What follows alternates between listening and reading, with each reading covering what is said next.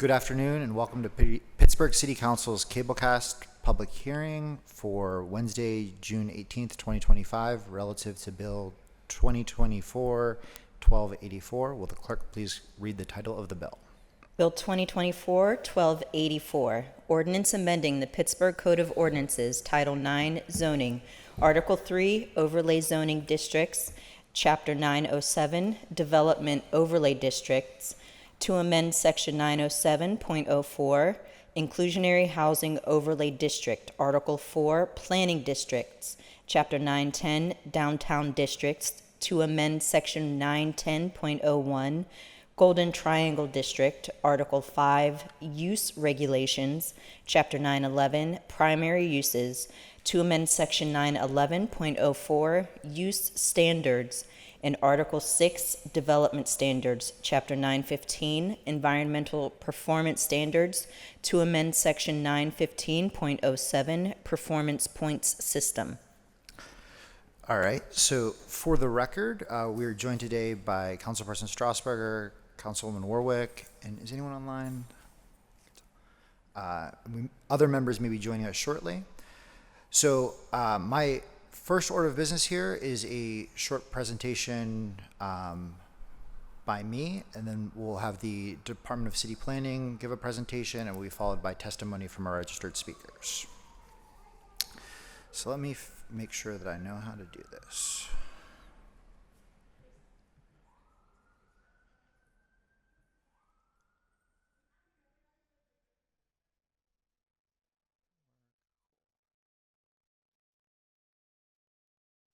That wasn't as bad as I thought it would be. Okay. Minimize this. Don't think I can exit out of that. This will work. Okay. All right. Today we're here to talk about enhanced inclusionary zoning for Pittsburgh. And as a very broad overarching view, what is inclusionary zoning? Well, inclusionary zoning is a land use policy that requires or incentivizes is important, home builders to include a certain percentage of affordable homes in their construction. What would a good IZ program look like? Well, a good IZ program would create a number of affordable homes and neighborhood access for folks that couldn't otherwise obtain it without slowing down the production rate of market homes. But why am I here? Why is this something that's so important to me? Why did I go to the January 28th Planning Commission, not send staff? Why did I listen to 13 hours of testimony? And it's because housing affordability is deeply personal to me. I'm a renter myself, and I represent a district that will be hurt and not helped by an unfunded mandate like IZ, and the cost could far outweigh the benefits. I don't represent one neighborhood where the average cost of a home is more than the city's average cost. So for a program like this, something that is as consequential as inclusionary zoning, we need to do this right. I want to take a moment here and explain something that's kind of a crucial concept for this understanding, why I'm so concerned about the rate of building new units, and it's something that is called filtering, or the old apartment theory. So again, to make this deeply personal for me, the house on the left is the house that I lived in right after college. I had 5 roommates. Our rent was a little bit over $1,000. I lived in a basement apartment in addition to my 5 roommates. I also, at most times, had a rat or two in my basement. When I started earning a little bit more money, I moved into the house here in the middle in the south side. This was me and my then fiance. We were able to afford this and move into this unit. And we were able to do that because at that time, our landlord moved into a luxury condo. Her moving into that condo created a vacancy in the middle unit. And by me moving out of the house on the left, we created a vacancy in that unit. None of these houses vanished off the face of the earth. So I still drive by this house on the left. It's in Councilwoman Warwick's district. I see it on the way to the waterfront. And, it's important to understand this concept that none of these houses are disappearing when people are moving into other opportunities. It's a well-studied phenomenon called filtering, and these chains move rapidly. Six steps happen in 6 months to 4 years, and for every 100 new market rate units that get built, 17 to 40 bottom quintile, the bottom 20% AMI units become available within 3 years. Again, not an academic exercise, something that is well studied here. And this is why the rate of creating market rate homes is so important for everyone up and down the income spectrum. So that leads me to introducing enhanced inclusionary zoning. And I will mention some highlights here. So the EIZ program would spread the cost of building affordable homes more equitably across Pittsburgh homeowners, renters, and entities who do business here. EIZ commits to fully funding affordable home construction. It allows neighborhood empowerment and determination because, like I said earlier, not every neighborhood in Pittsburgh is the same. It keeps existing overlays intact. And building more ensures that renters and homeowners up and down the income spectrum have more options and lower costs. This leads to mixed income neighborhoods. It reduces the administrative burdens for projects committed to including affordable homes. It also creates multiple tiers of affordability. This is an idea that we stole from other programs that seem to work well. EIZ also does not evict families for getting a raise or for a family member moving out. So a couple things that I will talk about kind of briefly here. The question came up a lot in the Planning Commission of how does a neighborhood opt in? And we deliberately were not prescriptive on this process. We wanted this to be a policy that was designed between City Council and the administration and the Planning Department. But I did give 2 examples here of how that process could work. But again, this was not something laid out in legislation, and that was a feature, not a bug of this process. But I do want to mention why voluntary is so important.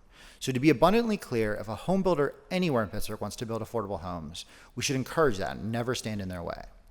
We should create incentives that make a home builder volunteer to build affordable homes over market rate. And this isn't a new concept for Pittsburgh. This already exists in the RIV and the Uptown Eco District. That's essentially voluntary IZ.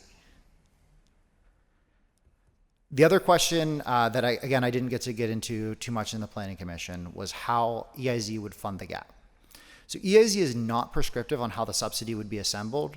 This again is a future discussion between City Council, the administration, and our partners in building, the URA and Housing Authority and others as well. There's potential monetary sources where this could come from, such as the Housing Opportunity Fund, low interest loans from the URA, project-based vouchers, but also could come from non-monetary sources. So there are things like LRDAs, but another example of a non-monetary source would be relaxing some of the onerous requirements that we make projects go through, such as bird-safe glazing, or I think my favorite thing to talk about is this non-standard green roof requirement. There's a project that is trying to be built in the city that was required to have a 9-inch green roof tray instead of the standard 3-inch green tray. That adds a bunch of additional weight to the roof, so the building had to be made out of different materials that were more expensive. And also, 3-inch trays are industry standard, where a 9-inch tray had to be custom built. All of that adds additional cost to the project and therefore makes the units less affordable. So I've spent a lot of time calling through city councils all throughout this country, city councils, planning departments, academic institutions, up until the January 28th Planning Commission meeting, and a lot, probably even more after that. And what I think is really important to mention is that many cities have tried IZ and have had to find a way to reform their IZ program into something that works for them. There's no program that I can think of that anyone has told me about that looks like the original overlay. And I want to ask, why are we trying to implement an inclusionary zoning policy that multiple cities across the United States have already had to reform? We are all supportive of mixed-use, desegregated neighborhoods, and if there was a program that could create developments and would make the developers pay for those affordable homes, I wouldn't be here. The thing we hear often is developers should just take a haircut. But unfortunately, unfunded, mandated IZ will be paid for by the renters, by that slowing of production of new units, in this city, and it won't be paid for by homeowners, commercial real estate, or people who do business here. And while we hear often about wealthy renters, housing needs assessment points out very well 2 in 5 renters in the city are cost burden. The average homeowner's net worth is $255,000, and the average renter's net worth is $6,000. So while there might be some wealthy renters that are out there, by and large, homeowners are much more wealthy than renters, and we shouldn't ask renters to pay for the cost of these affordable units exclusively here. And the financials of this matter. As a reminder, IZ affects home building financing, not permitting. So a building that is permitted is not assured to be built. I've said this before, and I'll say this again. I do not live in a building permit. I live in a home. So to say that you don't care about the financials of making projects work is to say you don't care about creating homes for Pittsburghers. With all that said, EIZ did not receive a positive recommendation from the Planning Commission on January 28th. I would love an opportunity to work on ironing some of the issues in this bill out. As I'm sure will be brought up momentarily here, there is a rather large drafting error in the legislation that I wish I had the opportunity to fix before we actually discuss about it. But unfortunately, because of the negative recommendation, this bill is unlikely to pass. However, I stand committed to working to find a better solution that accomplishes the hallmarks of an effective IZ program that I mentioned in my first or second slide. We want to create more affordable homes, and we do not want to slow down housing production. That is my presentation. How do I get out of here? Stop share. Sorry, guys.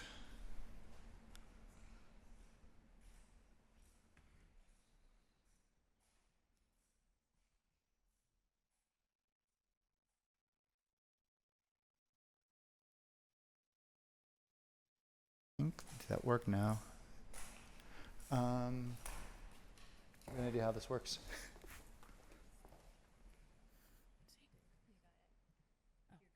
It worked. Okay, perfect. All right. So our next order of business will be a introduction from the Department of City Planning. Good afternoon, council members and everybody in attendance. Corey Lehman, the zoning administrator for the city of Pittsburgh.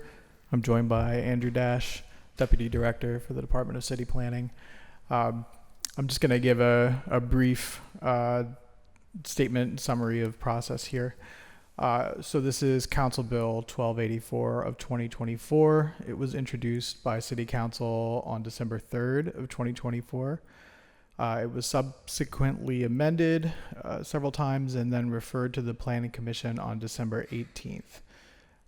Planning Commission held a briefing once the bill was forwarded to us, and commissioners raised initial concerns and made a request that Councilman Charlin meet with the Department of City Planning staff to see if there would potentially be some room for compromise. After that briefing, DCP staff met with Councilman Charlin, Councilwoman Strasburger, and their staffs, and I believe some other representatives from the clerk's office. And the Department of City Planning's take on that meeting was that while there were some significant differences in positions, there appeared to be an opportunity for more discussion and ultimately a version of IZ for Pittsburgh that builds on the incentives that are included in both IZ bills and that reflects the best practices nationally that would work best for Pittsburgh. We look forward to the opportunity to continue the conversation with City Council members from last winter, and we agree with Councilman Charlin's goal that you just stated of working together for better housing futures for all of Pittsburghers. So Planning Commission held a hearing in accordance with the code's procedures for zoning legislation, and that was on January 28th of 2025. The commission, upon hearing public testimony, had substantial concerns with the proposed legislation regarding opt-in inclusionary zoning by neighborhood, adoption processes for the neighborhood opt-in, funding mandates, conflicts within the code, some potential drafting errors, and potential unintended consequences of changes to approval processes and timelines. the commission voted to make a negative recommendation to City Council and forwarded the bill back to City Council. Thank you.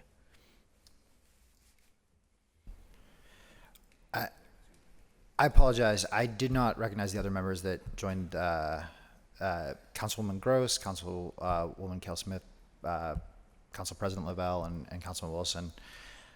So our next order of business will be testimony from registered speakers. Please give your name and address for the public record. Each speaker will be given 3 minutes to address council. Our first speaker is Dave Branget.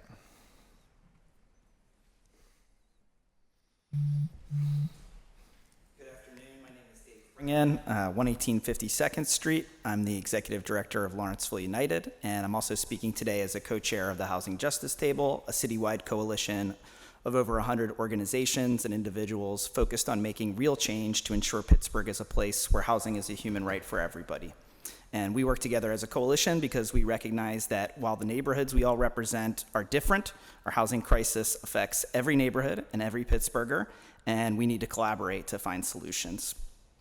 The Housing Justice Table is opposed to this bill, enhanced inclusionary zoning, and still committed to seeing a citywide mandatory IZ ordinance that builds off the existing legislation that's successfully been in effect in Lawrenceville and other neighborhoods. A lot has already been said about this bill since it was introduced last year, and I'm not going to repeat what many of us have said before or try to summarize 12 hours of testimony. I don't think any of us want to repeat that. I would refer council members to a report that I co-authored with PCRG that shares our analysis of the existing IZ policy, as well as the proposed citywide expansion, as well as the enhanced inclusionary zoning, which is the subject of this hearing. That report is available on PCRG's website. And what I would like to stress is that I believe we all want the same thing here, which is to build new housing and to promote economic development while also ensuring that we are creating a Pittsburgh where everyone, regardless of their income or their background, can access quality housing and stay in the neighborhoods they call home. We need to promote housing abundance and grow our tax base while also having focused and targeted interventions that specifically tackle the problems of segregation that still plague our city and that will address the Pittsburghers who have been most displaced by our housing crisis. With those goals as our North Star, council should move swiftly to a compromise to pass the remainder of the housing needs assessment zoning package, starting with an amended version of IZ that provides a path for citywide coverage with increased tools to promote housing development. It's time to move on from the uncertainty of this process and have this package finalized by the time of council's recess. As always, folks within the Housing Justice Table are happy to make themselves available to work through this policy to get the best possible outcome that will deliver on our shared priorities for Pittsburgh. Thank you so much. Thank you. Our next speaker is Maddie McGrady. Good afternoon, Council. I'm Maddie McGrady. I'm a renter in Highland Park, 821 North Negley. I'm also a program manager with the Human Rights City Alliance and active with the Housing Justice Table. I'm going to keep my comment brief today. I'm speaking to urge Council to pass citywide inclusionary zoning without further delay, and to pass the remaining zoning amendments proposed by the Mayor's Office, which are informed by the Housing Needs Assessment. I feel there's been ample time for Council to work out a compromise on IZ that supports robust new housing development while ensuring a percentage of new units are available to our most vulnerable residents, including seniors, single moms, young adults, and people with disabilities. It's time to move forward and pass an amended package that we can all feel good about, and this can absolutely happen before Council's recess, so let's make it happen. Thank you. Thank you. Our next speaker is Mallory Brangen.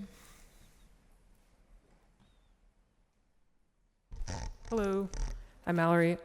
I live at 5158 Carnegie Street. I'm speaking in opposition to the enhanced amendment to the inclusionary zoning. There's not much to say about it other than it's like a naked attempt to further enrich developers at the expense of literally everyone else.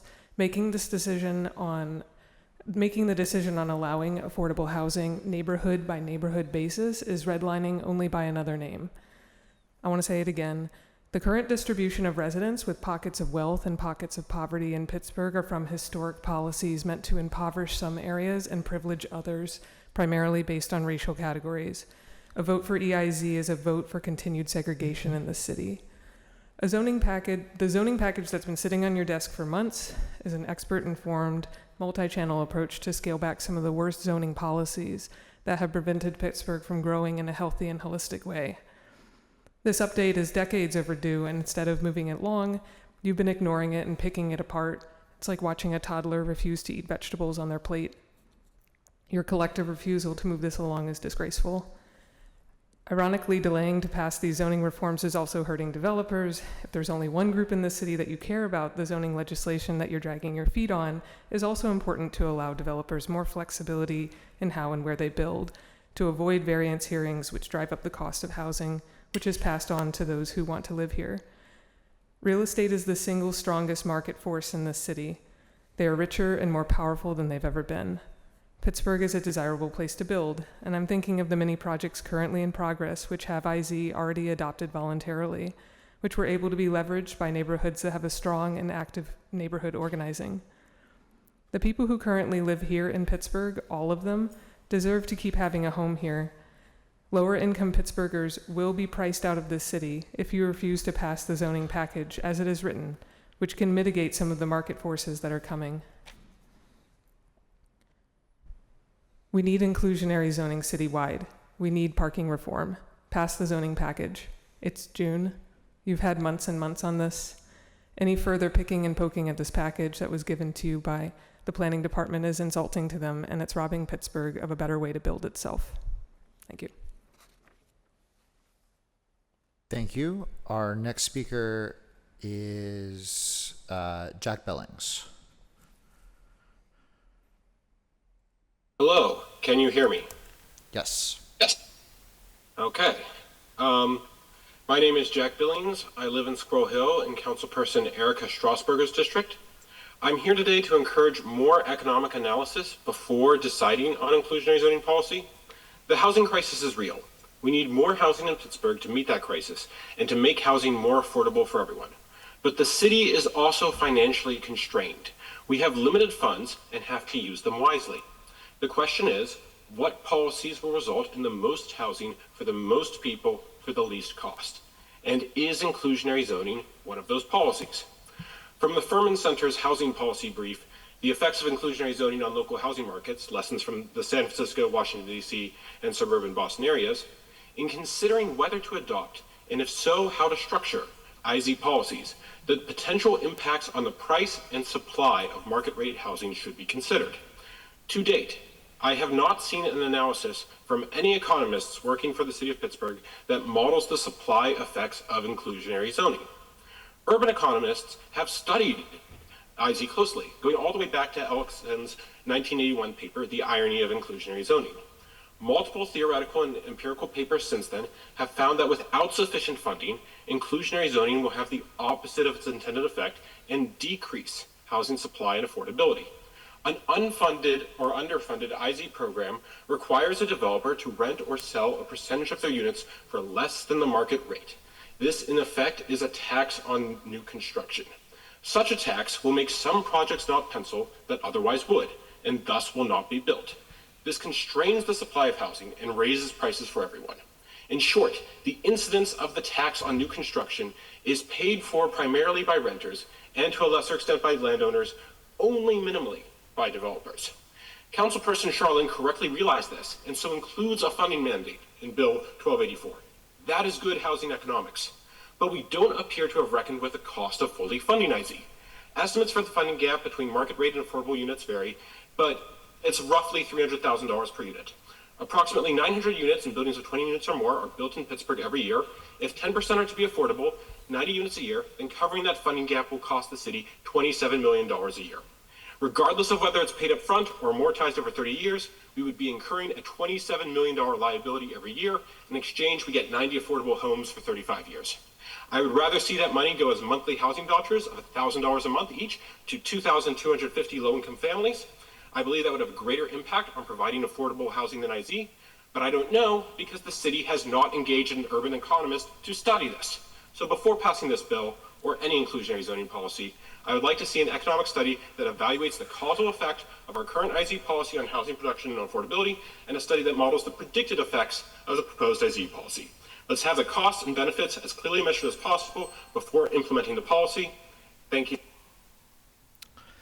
Thank you. And I want to acknowledge that we've been joined by our colleague, Councilman Mosley. Next speaker is Amy Zeiss.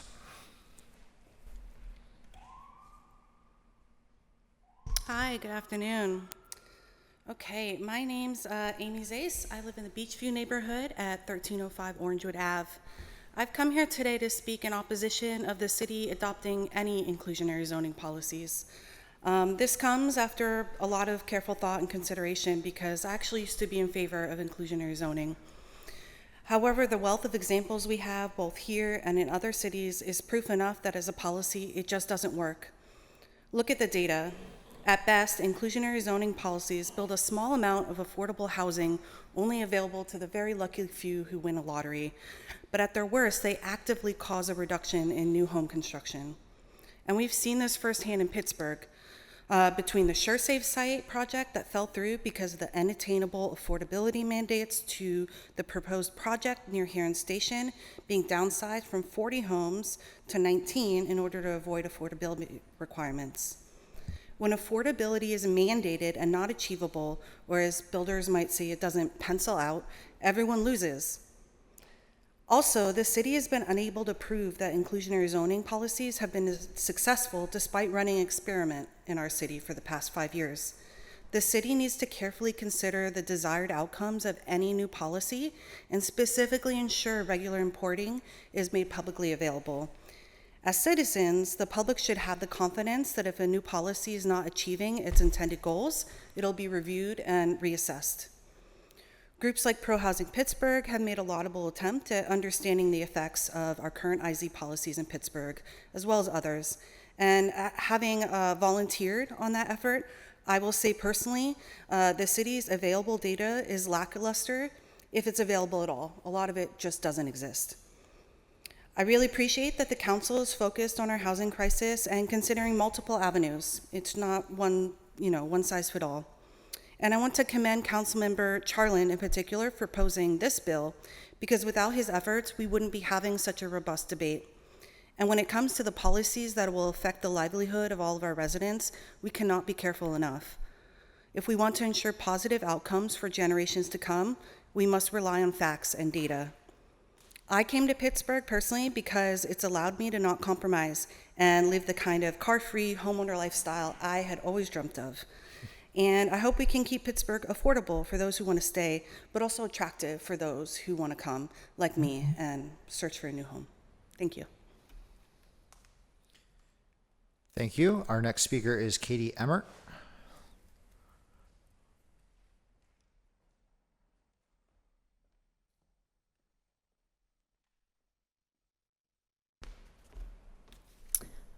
Hello, my name is Katie Emmert and I live in Friendship at 251 South St. Clair Street.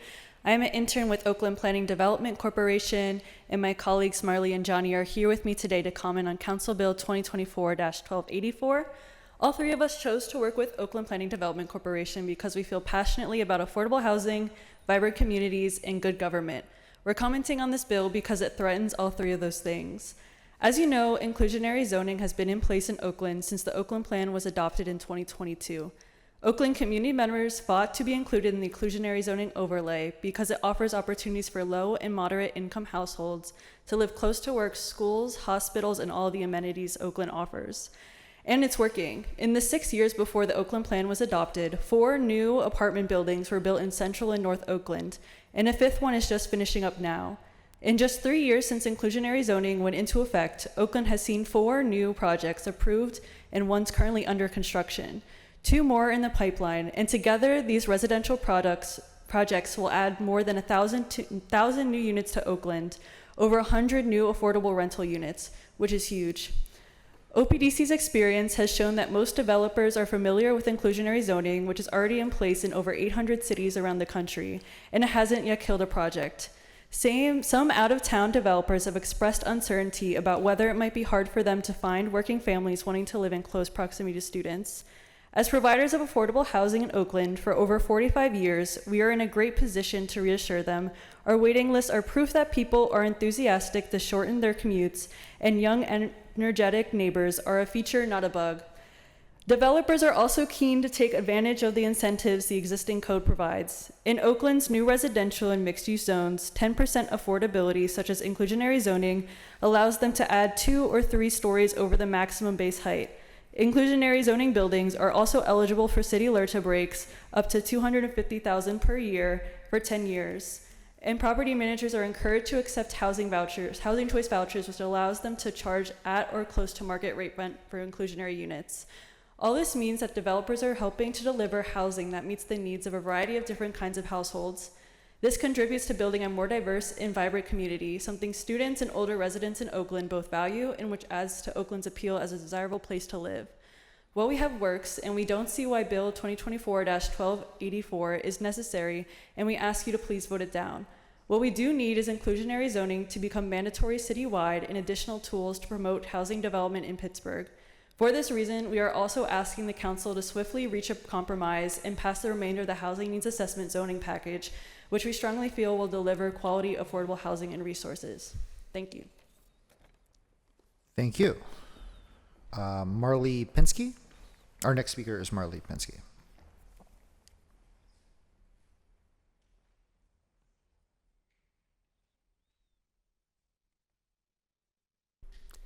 Hello, my name is Marley Pinsky at 3990 Fifth Avenue. I'm a Pitt student and another intern with the Oakland Planning and Development Corporation, and I'm here today to urge the council to vote against Bill 2024-1284, which denies Pittsburgh the opportunity to experience effective inclusionary zoning. I proudly hail from Montgomery County, Maryland, the nation's pioneer of inclusionary zoning. Mandatory moderately priced dwelling unit requirements have allowed my county to blossom into one of the United States' most economically and racially diverse places. Inclusionary zoning has not slowed development here. My own town of Clarksburg, in fact, was developed long after the program was implemented in the 1970s. Inclusionary zoning has worked here in Pittsburgh too. As Katie was mentioning, since IZ has been implemented in Oakland, 4 new projects have been entitled that are on track to produce a total of 703 units. This would have happened with or without IZ. But thanks to mandatory IZ, 73 of those units will be affordable to households earning less than half of the area's median income. This would not have happened if IZ were voluntary. Let me emphasize, IZ must be mandatory. Developers are not going to produce inclusionary zoning units if it's optional, because no for-profit developer goes into business for philanthropic reasons. Mandatory inclusionary zoning has worked in Oakland, Lawrenceville, Polish Hill, and Bloomfield. We need to give other neighborhoods the chance to do inclusionary zoning the right way, and this bill denies neighborhoods that chance. Without inclusionary zoning, the market only produces one kind of housing. From the perspective of a Gen Z college student, that housing is expensive, it is boring, and it creates exclusive, corporate-driven neighborhoods that don't foster community. On top of this, it does not address the real need we have here in Pittsburgh. We need a variety of housing types and options for people across different income levels. The Pittsburgh Comprehensive Plan's audit book on housing reports that from 2012 to 2022, Pittsburgh saw a 10.6% decrease in Black households and a 26.4% decrease in households earning less than $50K annually. That's over 21,000 households who have had to leave Pittsburgh. Additionally, the audit found that 12 neighborhoods contain over half of Pittsburgh's subsidized affordable housing stock, leading to the myriad of problems associated with the concentration of poverty. Council Bill 2024-1284 does not solve any of these problems because it does not actually enforce inclusionary zoning, leaving it entirely optional on both the neighborhood and the developer level. Pittsburgh deserves better than a plan that empowers neighborhoods to participate in the process of creating inclusionary zoning. We need a plan that will guarantee affordable, inclusive development. This bill was designed to deliberately slow citywide inclusionary zoning. Please don't let it work. Thank you.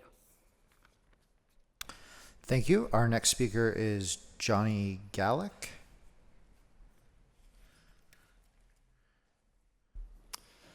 Hello, my name is Johnny Gallick. I'm a CMU student living at 5512 Wilkins, and I'm an intern with OPDC, and I'm here to comment on Council Bill 2024-1284.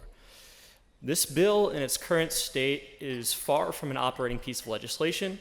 Without substantial amendment, the bill would undermine inclusionary zoning's sole purpose and create numerous practical challenges for the city of Pittsburgh.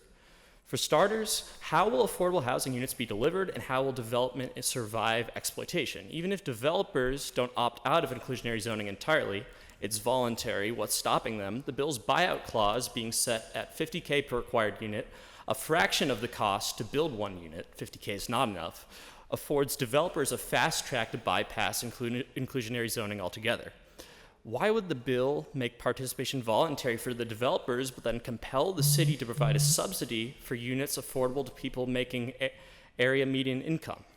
Isn't that just market rate housing? Why dilute the applicant pool to include middle class applicants? The entire point of IZ was to deliver diverse housing options accessible to low income citizens in areas close to employment opportunities, transit, and other amenities. If developers, through this bill, can choose far-off sites for their inclusionary units rather than integration with market rate units, doesn't that just make economic segregation worse? Secondly, the bill's unfunded mandates must be addressed. How will the housing needs assessment be funded? How will it be conducted? Just how large is the financial burden being placed on the city due to the gaps in development costs? Lastly, the city lacks legal authority to supersede existing water pollution regulations, yet the bill aims to award developers with a bonus for doing just that. The bill overrides the zoning code and allows for applications to be deemed accepted even when incomplete. Also, the bill alters the zoning code whilst implying that current IZ neighborhoods will continue business as usual. In sum, the bill jeopardizes the city of Pittsburgh's environmental health, its legislative integrity, and its relationship with its neighborhoods. As an aspiring public servant myself, I want to believe that lawmakers spend their time writing legislation that produces tangible benefits to the public, instead of drafting dead-letter laws that stifle constructive conversations and confound the public. A compromise is now necessary to advance the much-needed housing needs assessment zoning package. Let's begin with an amended inclusionary zoning ordinance that lays out a clear path to citywide coverage, adds new development incentives, and resolves outstanding uncertainty. We urge the council to adopt a compromise framework before your July recess so we can get back to building the homes that our residents need and restore public trust in the city. Thank you. Thank you. Our next speaker is Majestic Lane.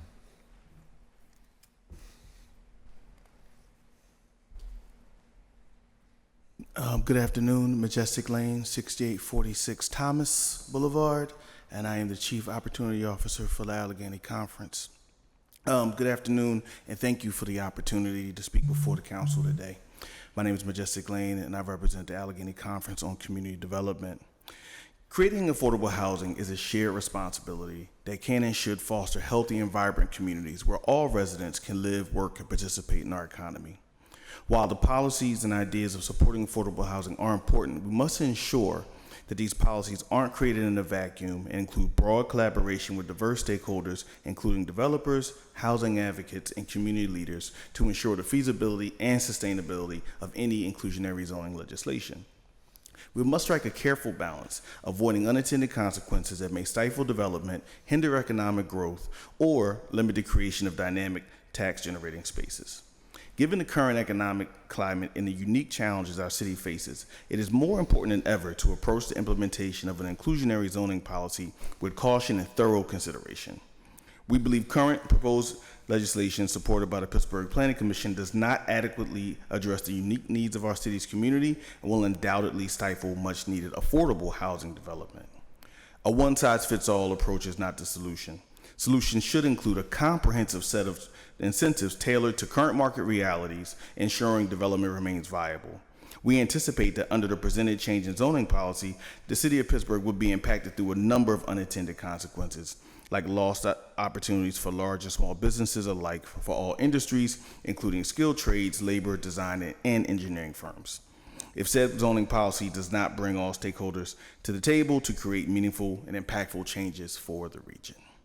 We respectfully recommend that City Council halt implementation of inclusionary zoning policy until the city's local market conditions are more competitive. We strongly advise that any future policies aimed at impacting zoning regulations tailors requirements to neighborhood-specific conditions, ensuring mandates do not inadvertently suppress development throughout the city. This approach has proven effective elsewhere, and Pittsburgh should be no different.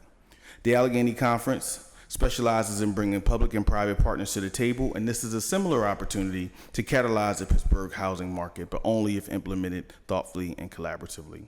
We urge the council to consider our recommendations and work with stakeholders to craft a joint recommendation that reflects our city's unique needs while advancing our shared goals of opportunity, growth, and vibrancy. Thank you. Thank you. Our next speaker is Dawn Bartlett.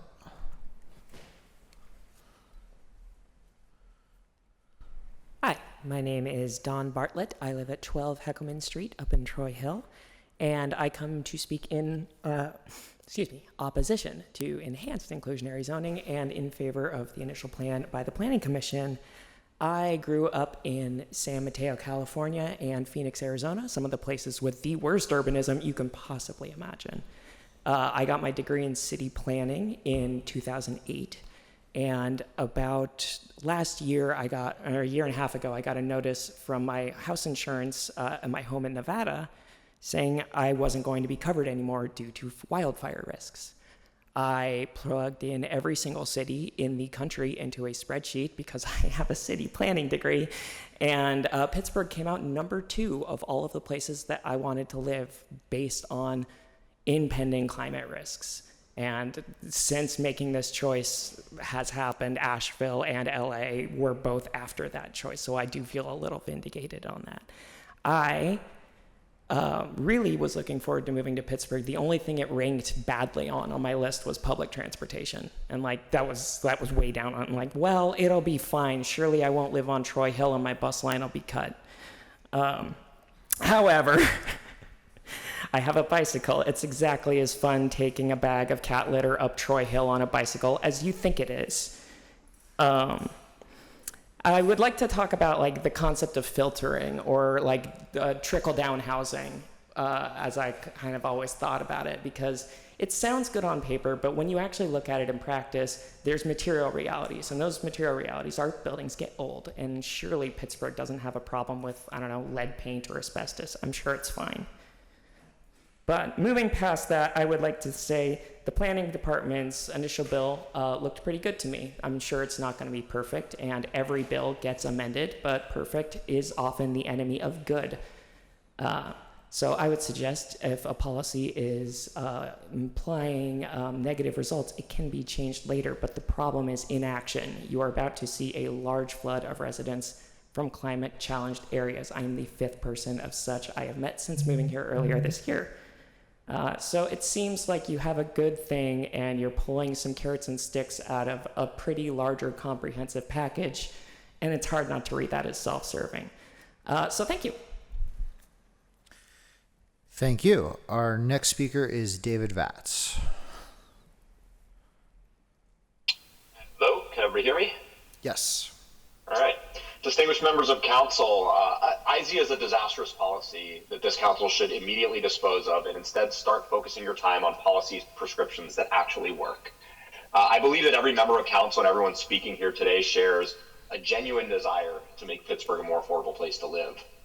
But unfortunately, inclusionary zoning will not, has not, and does not increase housing affordability.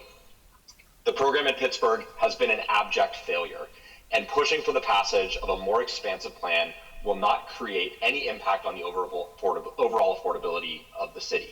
It will not curb displacement or gentrification, and in fact, it will supercharge those effects, as we've seen so clearly in Lawrenceville.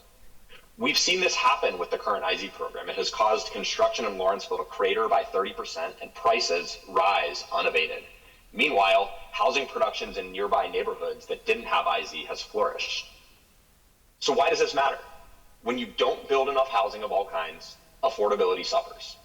Whatever affordable units that might be built by IZ are more than offset by rising rents for everyone else. IZ is funded by all renters, including low-income renters, who pay for it with higher rent, while businesses and homeowners like me pay nothing.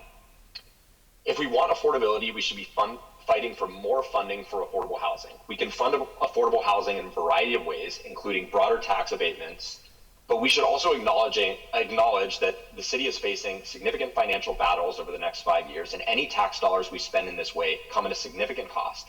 Specifically, that funding new units in our most expensive new buildings is perhaps not the most efficient way to create affordable housing, and we may be better served using those revenues in other ways to tackle the problem more efficiently. More than anything, we need to spend the adequate time to build a policy that works. We're currently engaged in a $6 million comprehensive plan whose goal is to lay out many of the land use policies that we need to target for the next 20 years. Yet, for some reason, we're in a hearing today trying to pass an IZ policy without having even seen a readout from this plan, which won't come for at least another year. IZ is a policy that could have wide-ranging negative impacts on the Pittsburgh economy, shifting economic development to cities like Cleveland, Columbus, Cincinnati, among others. It will kill union jobs, housing opportunity, and economic vitality for our region. IZ is a disastrous policy, and this council should immediately dispose of it and instead focus your time on policies, prescriptions that will actually work. Thank you. Thank you. Our next speaker is Chris Beam.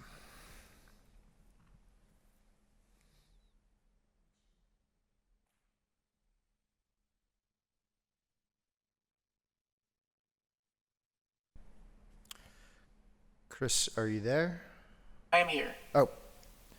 Good afternoon. My name is Chris Beam. I live in Bloomfield on Lorigan Street, and I'm speaking on behalf of Pro Housing Pittsburgh, a grassroots coalition of residents advocating for more abundant and affordable housing across our city. Let's be clear, the current approach to inclusionary zoning in Pittsburgh is not working. We've seen promising housing developments either shelved indefinitely, scaled down, or pushed entirely out of IZ-covered neighborhoods, all because the math doesn't add up. Forcing developers to cross-subsidize affordable units by raising prices on market rate units discourages the very construction we desperately need. What's the result? Fewer homes are built, prices are higher citywide, and we've killed projects and we'll never even see them in the public radar.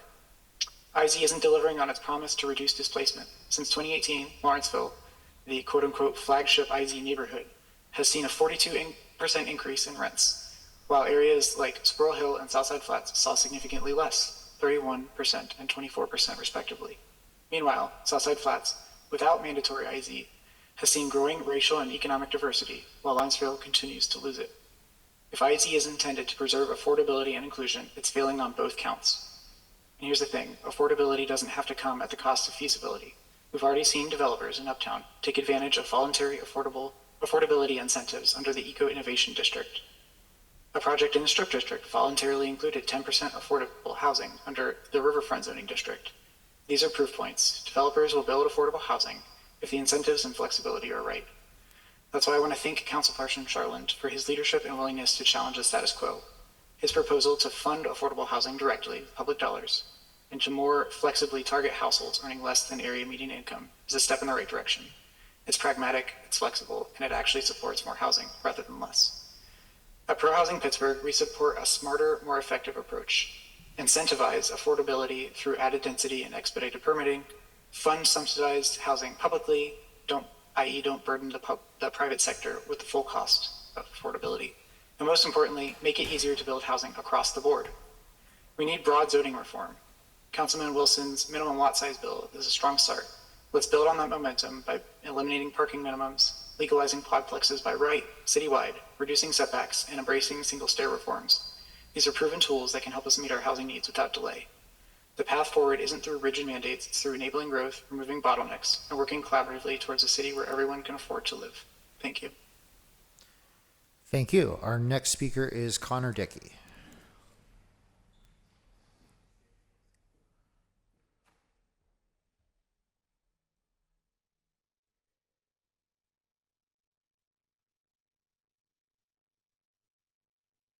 Not there?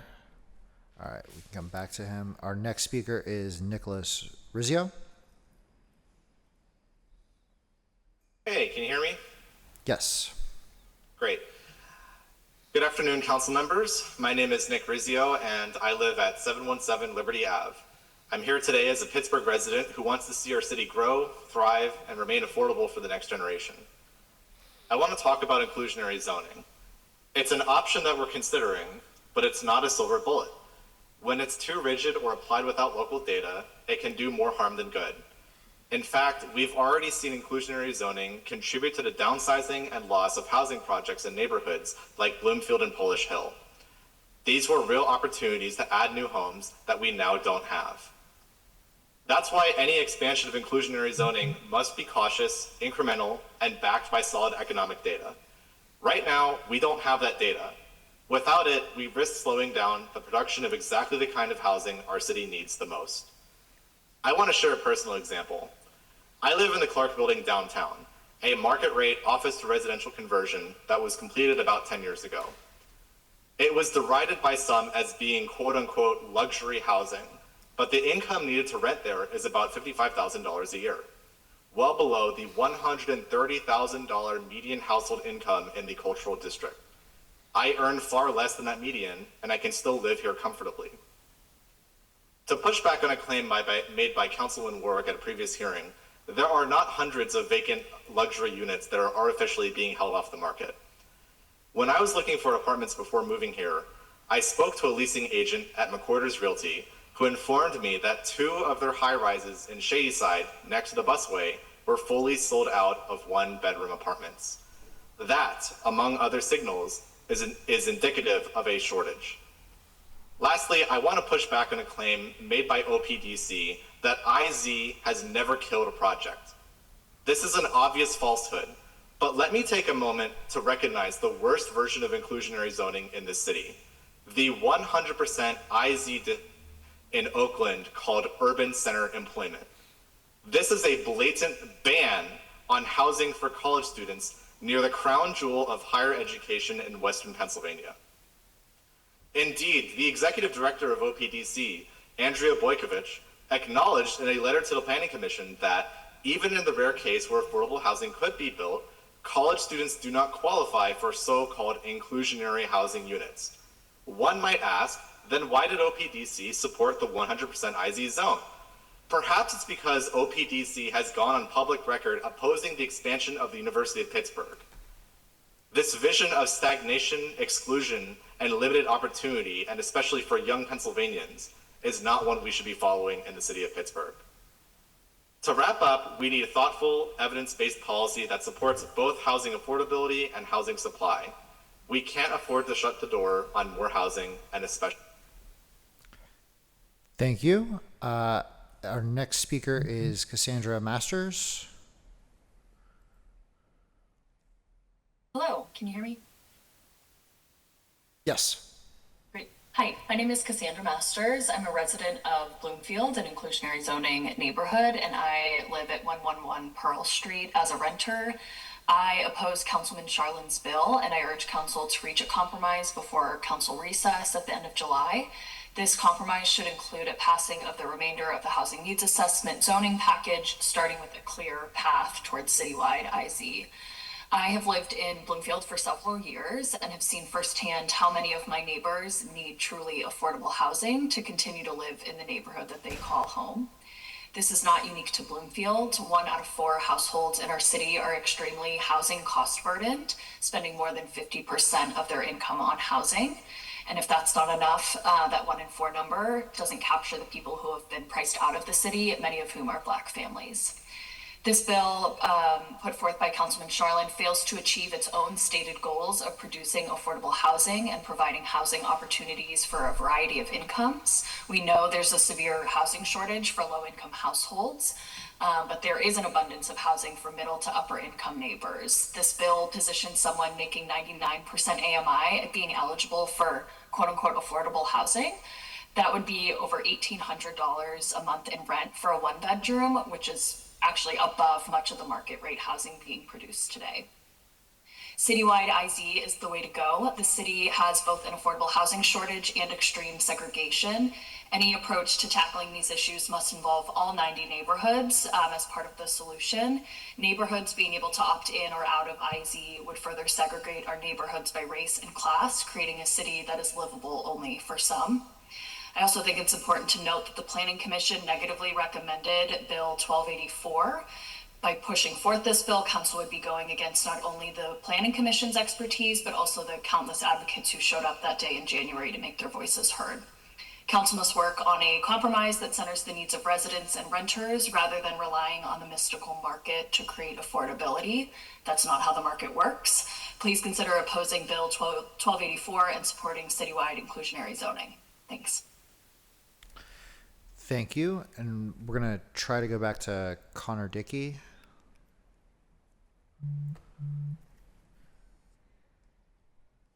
Nothing. Okay. So having exhausted our list of registered speakers, we will now take comment from those in the audience who do not register. You'll have 1 minute to speak.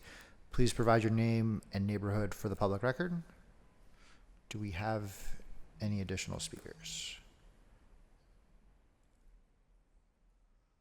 All right. So hearing none, I will move to members here. I think the best way to do this is by the order that you arrived. And so first up will be Councilwoman Warwick.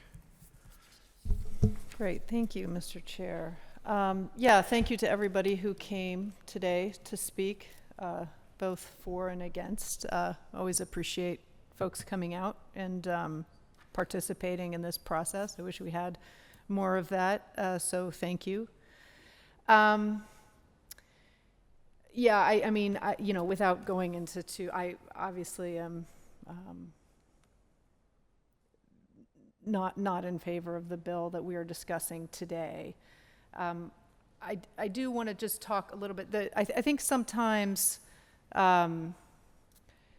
there is a sort of there are two different views, it seems to me, of what we are trying to do in Pittsburgh with affordable housing and inclusionary zoning, right? There is one camp that feels that we should just build as much housing as we can possibly build, and that the more housing we build, then it, sort of trickles down from, I move out of one, and then the wealthier people move into the more expensive places, and then the lower income people then get the less nice places, and and then everybody has somewhere that they can afford. And then the other view, I think, is that we're not just trying to build housing for the very wealthy and then, separate where, all the way down to sort of the houses with the rats in the basement for the lowest income folks. But what we're trying to do is to create, in this world where compared to the rest of the country, it is affordable relatively, right? Compared to other cities around the country, we are relatively affordable still here in Pittsburgh. Even though it doesn't feel like that to lots of folks who've been living here for a long time. It feels very unaffordable. But it is to, as we grow and as more people come to the city and more high income people come to the city, that in accommodating that growth, we avoid the pitfalls of some other cities where you have kind of neighborhoods that are for the wealthy and neighborhoods that are for lower income people, right? And that is what some of us are looking to do and that is sort of desegregating the city, whether that be racially, economically, right? Is creating neighborhoods that are for everyone. So it's not necessarily about building as much housing as possible in Lawrenceville, but it's about lots of housing is being built in Lawrenceville, and we want to ensure that some of that housing is affordable to folks who make less than $100,000 a year. So I think that's just kind of like a fundamental kind of disagreement in these two camps about the purpose of inclusionary zoning here in Pittsburgh. I know that I can say in my own district, Mr. Chair, you referenced living in my district before in a house with 5 roommates or whatever, 5 roommates in a house for $1,000 or so a month, and then moving to a nicer place as you earned more money. I would certainly be curious to know what that original house is now, right? Like how much are they paying to, because, you know, I doubt it's the same as it was, you know, as rents have drastically increased.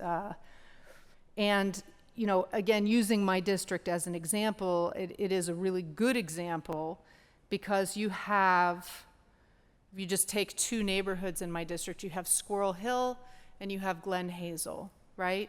And the children of Squirrel Hill and Glen Hazel soon will both go to Colfax for middle school, which is of course in Squirrel Hill. They currently go to Alderdice, which is in Squirrel Hill.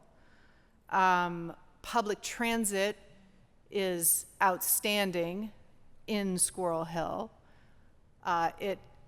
There is one bus, soon to be a 2-seat ride, if these transit cuts go through, to get from Glen Hazel to Squirrel Hill. Healthcare is in Squirrel Hill. The Giant Eagle is in Squirrel Hill. All kinds of jobs are in Squirrel Hill, and also nice things like restaurants and a movie theater are all in Squirrel Hill. And if I had my way, all the apartments, and if this council actually had its way from 2019, I believe, when it voted to prohibit discrimination in source of income, right? Which would have forced landlords across Pittsburgh to take vouchers, which of course we were sued, and that, you know, didn't go through. But, you know, so if this council had its way, if I had my way, folks of all income levels would be able to use their vouchers and whatnot to live in Squirrel Hill, places like Squirrel Hill. But we weren't able to do that. We were blocked by the courts and by the very same landlords and, you know, that oppose IZ. And you know, that's a world that I would like to see. And so now we're sort of taking a different tack and saying, okay, well, if you're going to build new, and it's not ideal, right? If you're going to build new, then, you know, have just a modest number of units. And so with that, I do want to kind of address the issue, because it is true, right, that you have to pay for the IZ somehow, and this idea that it's the renters who pay for it, because I understand that argument. And so I did a little kind of back of the napkin, and this is just back then. So let's say you have a 20-unit building, and we'll call it luxury. If you have a 20-unit building of 20 one-bedroom apartments that are renting for $2,000 each a month, right? So market rate, $2,000 a month. That building is earning $40,000 a month, right? That's with no IZ, right? So that building is earning $40,000 a month for those 20 units, for those 20 renters, are collectively paying $40,000 a month. If you do 2 units in that building at 50% AMI, and just so we're clear, one person, at least with the current list, that's just over $37,000 a year. So the rent, the affordable rent would be $3,133 a month. So that affordable rent would be $940 a month, right? So you're doing 2 units at $940 a month with the city planning's version of IZ. So that would be 18 units in this building at market rate $2,000 a month, so that's $36,000, and then 2 units at $940, so that's $1,880. So the total that building is earning would be $37,880 a month. So compared to all market rate, which is $40,000 a month. So all market rate, $40,000 a month. With the 2 IZ units, $37,880 a month. So that is a difference of $2,180 a month, right? Divide that across your 18 market rate renters, and that is $118 more per month for the 18 market rate renters. Now, going back to the market rate, that $2,000 a month, that is the perfect price point for someone making $80,000 a year. So if I make $80,000 a year, I can comfortably rent that $2,000 a month one-bedroom apartment. Myself, as a city council member, I make, I believe, $86,000 a year. So that's $6,000 more than that. So I feel like I could easily afford that additional, $1,416 per year. So it just doesn't feel like, and again, and when, by the way, none of that little sort of calculation on just a 20-unit building with 2 IZ and 18 market rate doesn't even account for additional height, LRTAs, tax breaks that you're getting to do. So, it just doesn't seem like all the vitriol about how this is going to, be the downfall of development in Pittsburgh. When you kind of look at those numbers, it just doesn't feel like it's quite as bad as all that.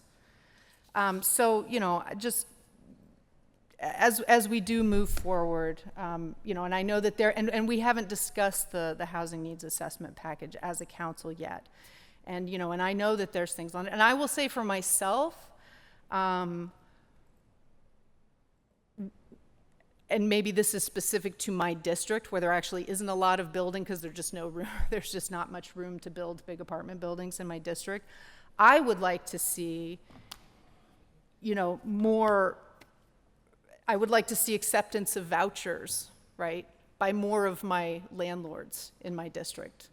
And I would like to see, and this idea of, and I know that we're sort of talking about, off-site, so if you don't do it in the new building, can you do it in the same neighborhood but in another building? And these are all things that I am open to. And of course, we're talking about tax abatements, et cetera. So I am definitely looking forward to continuing to have these negotiations and figure out an IZ that works. But I do just want to underscore that, at least for me, the goal is that for me in my district is that families that currently are relegated to living in places like Glen Hazel that have terrible access are able, at least some of them, are able to live in high amenity neighborhoods like Squirrel Hill. That to me is, that is my goal in this whole conversation. So anyway, thank you, Mr. Chair, and I'll stop talking now. Thanks. Thank you. I believe the next person here was Councilperson Strasburger. Thank you very much, Mr. Chair, and thank you again to all the speakers who have been with us today, and those who submitted testimony by writing as well. And I also want to thank everyone who's been a part of this, council members in particular, who have not been doing nothing over the last few months. We've been working hard on this and having conversations, and we'll continue to have conversations. And my general thought is that, comprehensive zoning package like the one that we're contending with right now probably should have come after a comprehensive planning process. But this is where we find ourselves now. So I look forward to continuing to hammer this out and then continuing to pass major zoning changes after the comprehensive plan is done to undo the harmful effects of racial redlining from the past. But when it comes to inclusionary zoning, like others, I believe that we should work together to pass a compromise inclusionary zoning bill that that really works. And I'll note that it's far from the only solution to increase affordable units. It is, in fact, less productive in that way than many other programs that we currently use and rely on and have worked on together. And I believe it's received this sort of an outsized attention in the public as this vehicle for creating affordable housing. It is a tool that we should implement among many others and continue to focus on. And for me, an inclusionary zoning bill that works for Pittsburgh is one that is funded, and funded to the extent that it attracts development of more housing and doesn't turn possible housing projects away because they just can't pencil, as has been said before. So I think, as part of our compromise inclusionary zoning bill that we're starting to discuss, I do think we should pass an enhanced LRTA. And along with that, we should pass parking minimum elimination. And as part of that, we should pass ADU language. And down the line, when we can work on it, single staircase and many others. In addition to working, with speed and with intention to, with our partners at the Housing Authority of the City of Pittsburgh, to just get more Section 8 vouchers out the door, housing choice vouchers out the door, so that people who have the vouchers and cannot find housing in the City of Pittsburgh can live in those high resource neighborhoods like the ones that I represent.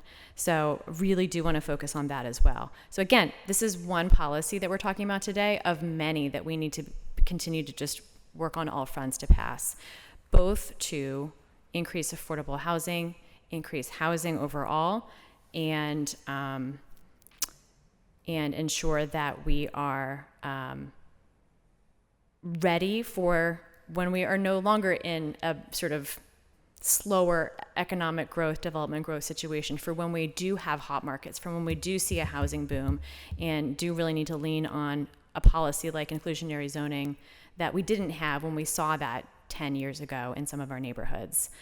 So I'm in favor of, again, working together as council members to hammer out the details and get a compromise bill done. Thank you. Thank you. And I believe next was Councilman Wilson. No. That's fine. I just couldn't remember. I Always like to be appropriate. Thank you, Mr. Chair. And thank you for your presentation. And also thank you to all the speakers. I want to make sure that we also recognize city planning and zoning. I always say city planning and zoning since the zoning administrator is sitting here and assistant director of planning is sitting here as well. So appreciate all the time you spent on this. I don't think it's any surprise that I would be concerned about the tax base, considering the downtown LRTA that I worked on with my colleagues to ensure that we essentially cut off the bleed from real estate taxes that we get from real estate revenue decreasing downtown. That was an effort to support our current tax base, and anything moving forward in this light in terms of inclusionary zoning, I think it's important to make sure that we either continue to keep collecting the same amount of taxes from real estate, or we, let me rephrase that. I think it's important to note that we shouldn't just expect to continue to collect the same amount or less, that we should continue to try and grow and collect more taxes from real estate and income tax for people that live there, so that we can fund everything that makes our neighborhoods, everything that people who currently live in affordable housing enjoy, which are not having to deal with landslides that currently in my district, there's 4 that are just not they're not even in design phase. People can't get to their houses. Also, individuals that live in affordable housing are looking for, also long-term homeowners, they're looking for traffic calming. They're also looking for improved parks that they currently do not have. My office will be putting in over $13 million of requests to improve these areas, these neighborhoods that I represent. And this isn't, I'm sorry, I use the word improve, but it's really just to stabilize this neighborhood. So I really hope that we consider the amount of tax revenue that we would forego to make a program like this work, so that we're supporting our current neighborhoods appropriately. I think it's important to make sure that we're creating a program that would work, that will continually make sure that development continues, because that is our biggest function, is to take in that tax revenue and then spend it on basic services and everything that would make all these neighborhoods thrive in the future. And currently, I do think it was poor planning to. I realized that this hearing is about this bill, and this bill has provoked the conversation of everything about what a real IZ bill could look like.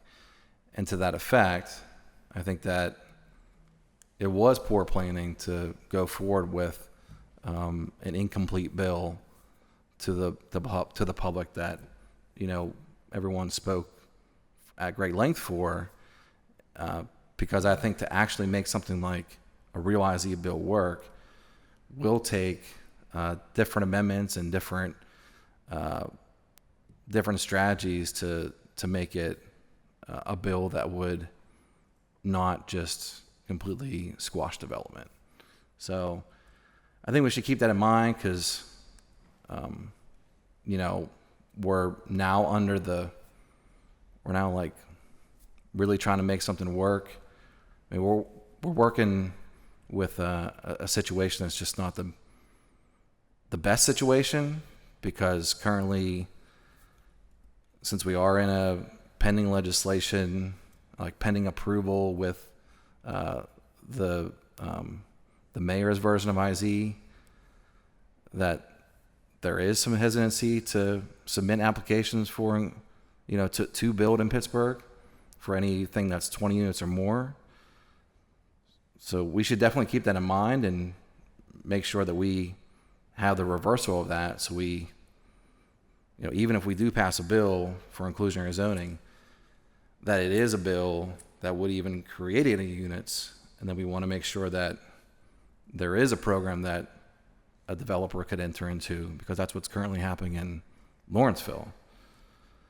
There is a program they can enter into, and it's not the most ideal program, because they still have to go for custom tax abatements to the school board to even make the project pencil out. So I press anyone that is, interested in making this bill work, that there is this very robust conversation on how to continue to make the city grow in a way where we could support people who currently live in affordable housing and currently are longtime homeowners in their current neighborhood, so that they have, more amenities and they don't have to deal with landslides that the city doesn't have money to fund currently. So I just want to be mindful of all that. Thank you, Mr. Chair. Thank you. I believe last up is Councilwoman Gross. Thank you, Mr. Chair. I'm just scrolling on my phone looking for some numbers that my staff is listening, and you can have handy and look up the 2025 operating budget. What is our forecasted real estate tax revenue for this year? Because I just got to that last one as I was preparing my comments, and I wasn't able to find it on my telephone. So if you could text that to me. So I appreciate all of the speakers coming down. It's always really good, I think, for members of the public to see our, if they're not here, to be able to see these public comment hearings, and for us to hear straight from city residents. And I really appreciate everybody taking the time. I think other members have summarized some of what we heard today.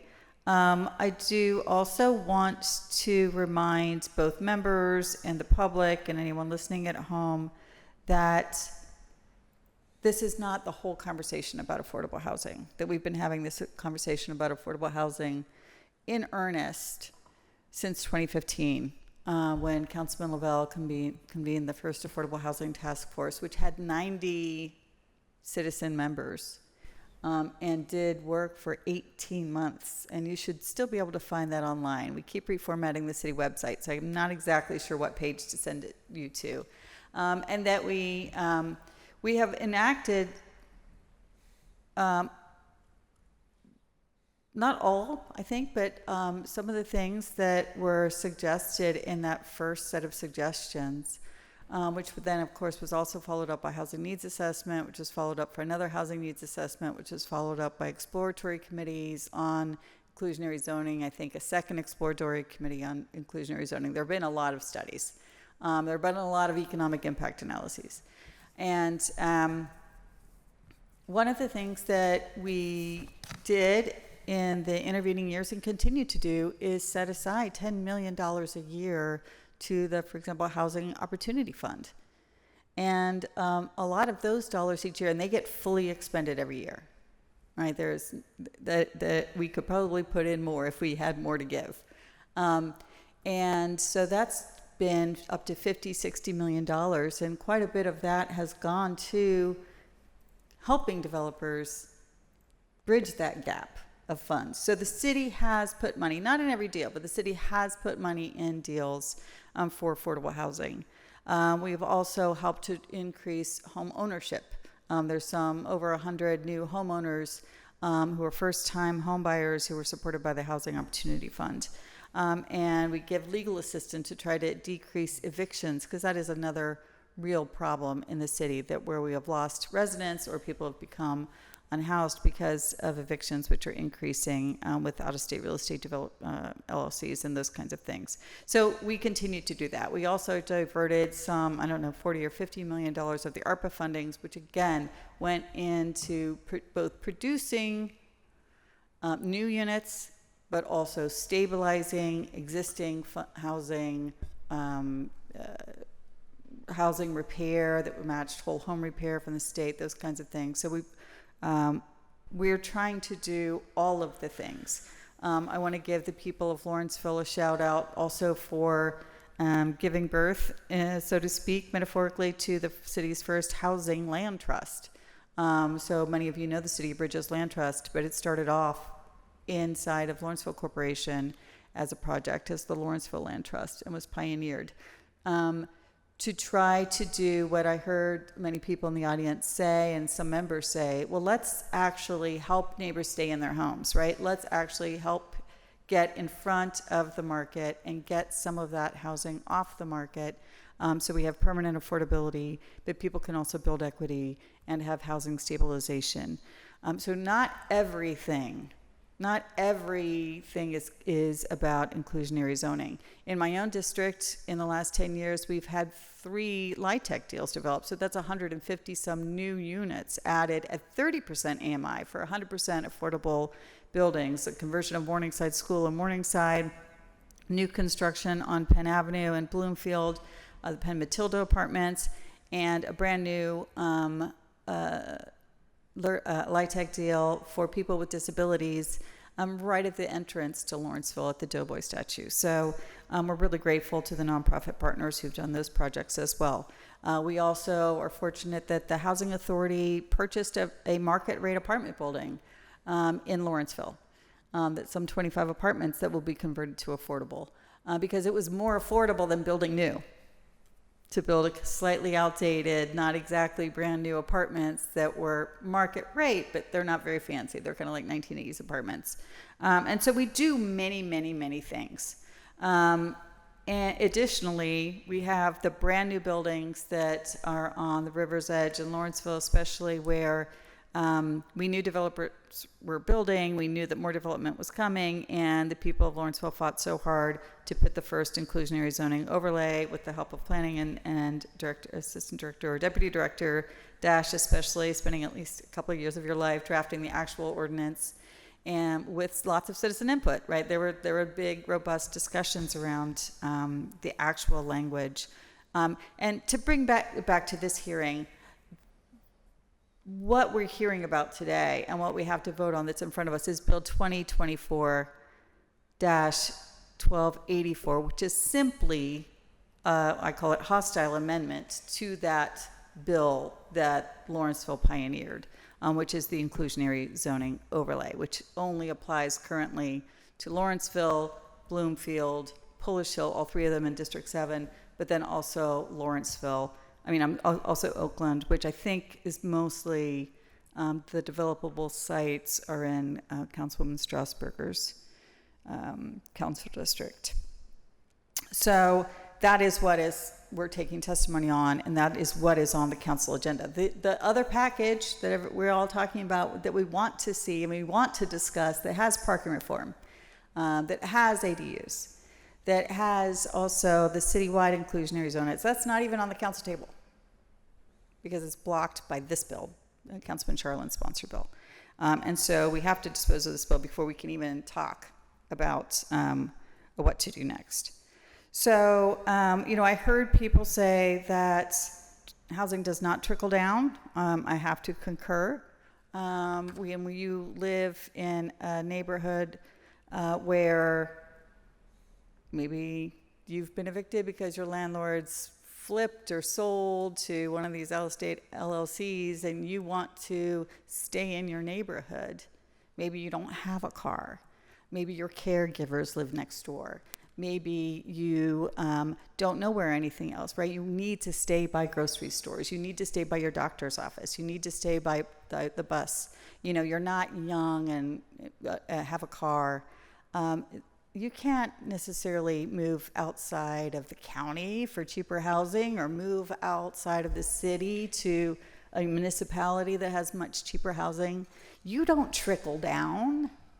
That's not what we want, right? And so I think it is the responsibility of this body to make sure that there are opportunities for people to live affordably in each of our neighborhoods, right? We heard lots of that testimony today, and I think that's really important for us to keep in front of us. And I also think it's true that for this body, if we enable a free market that creates neighborhoods for the rich, playgrounds for the rich, right, that only rich people can afford, then we are also allowing and enabling concentrated poverty, right? So if we with our policies enable and support concentrating wealth, then we by de facto are enabling and supporting concentrated poverty, and we should not. That is not what we should do. And so we have to be creative, yes, but I think these are the policies that ensure that there is housing for mixed incomes that is available across the city, especially in neighborhoods of opportunity, I think is the language of the United States Supreme Court. Then that's what we should do. We should take advantage of the policies that we can do to make sure that people have opportunities where they can afford to live. So I appreciate everybody's testimony today. I am obviously opposed and have been opposed since its introduction to Bill 2024-1281, and I will be voting no when it comes before us. Thank you, Mr. Chair. All right. So having exhausted the business of this public hearing and finishing, I think, around 11 hours before I scheduled this to finish, this meeting is now adjourned.